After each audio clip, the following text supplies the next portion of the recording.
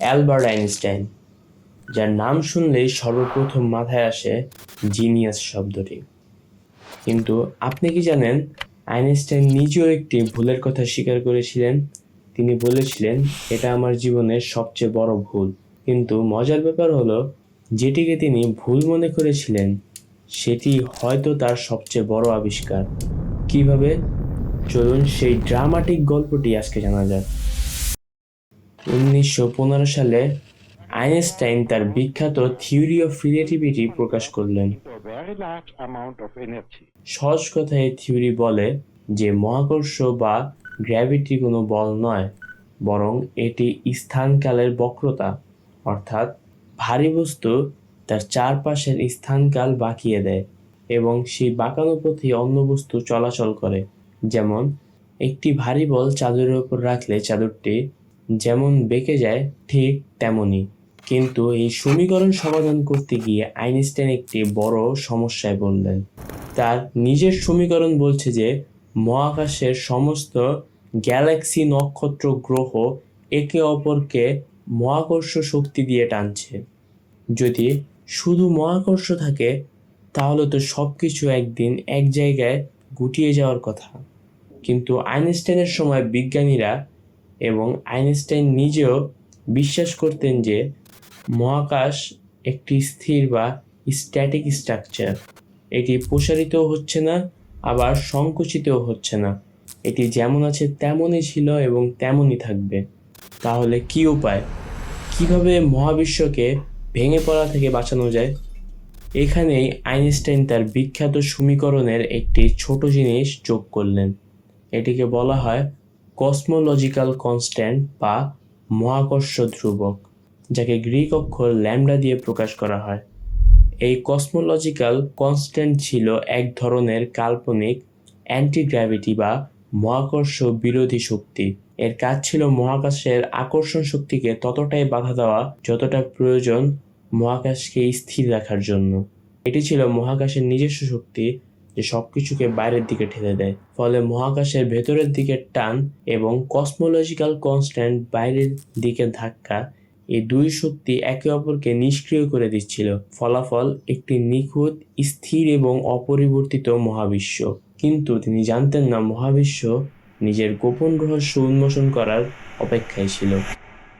আইনস্টাইনের এই ধারণা দেওয়ার কয়েক বছর পর 1927 সালে আমেরিকান জ্যোতিষবিজ্ঞানী এডউইন হাবলস এমন কিছু আবিষ্কার করলেন যা বিজ্ঞানের জগৎকে কাঁপিয়ে দিল।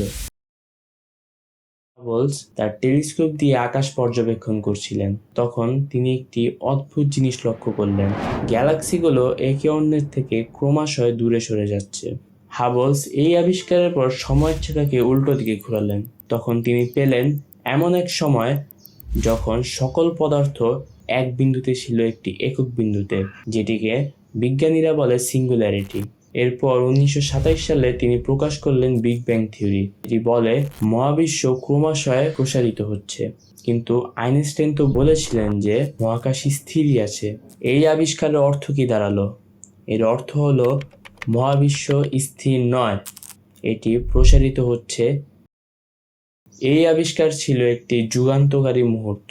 এর মানে হলো মহাকাশ চুপসে যাওয়া আটকানোর জন্য অ্যান্টি গ্র্যাভিটি শক্তির প্রয়োজন নেই, কারণ মহাবিশ্ব শুরু থেকেই বাইরের দিকে প্রসারিত হচ্ছে। এই খবর শোনার পর আইনস্টাইন বুঝতে পারলেন তিনি কত বড় ভুল করেছেন।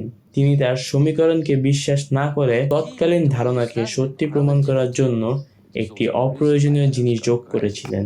এই কারণেই তিনি কসমোলজিক্যাল কনস্ট্যান্টকে তার জীবনের সবচেয়ে বড় ভুল হিসেবে আখ্যা দিয়েছিলেন। তিনি এটি তার সমীকরণ থেকে সরিয়ে ফেলেন। গল্পটা এখানেই শেষ হতে পারত, তাই না?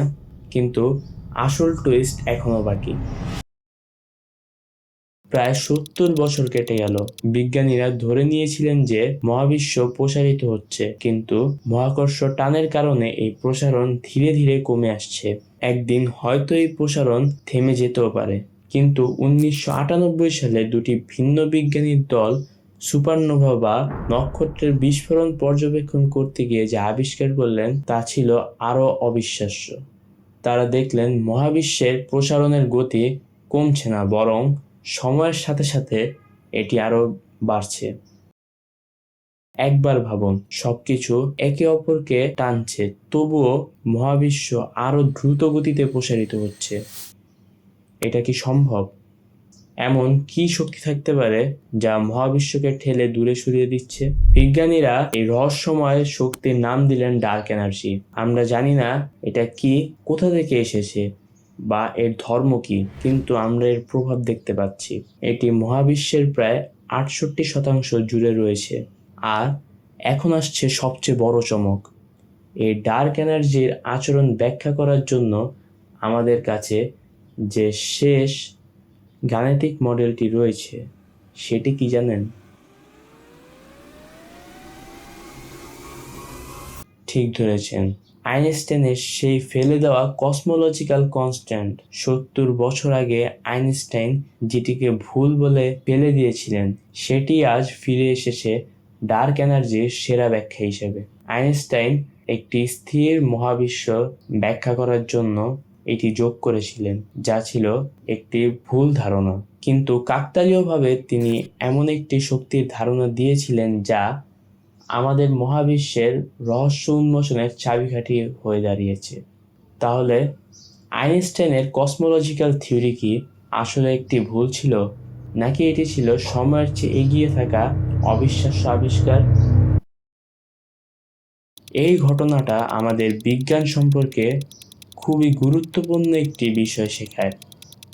বিজ্ঞানে কোনো কিছু চূড়ান্ত নয়, একটি ভুলও নতুন আবিষ্কারের দরজা খুলে দিতে পারে। আইনস্টাইন ভেবেছিলেন তিনি একটি সমীকরণ সুন্দর করার জন্য একটি দাগ দিয়েছিলেন, কিন্তু আসলে তিনি হয়তো মহাবিশ্বের সবচেয়ে গভীর রহস্যগুলোর একটির দিক ইঙ্গিত করেছিলেন। তার সবচেয়ে বড় ভুলই হয়তো ছিল তার সবচেয়ে বড় আবিষ্কার, যা আমাদের মনে করিয়ে দেয় যে এই মহাবিশ্ব আমাদের কল্পনার চেয়েও অনেক বেশি অদ্ভুত এবং রহস্যময়।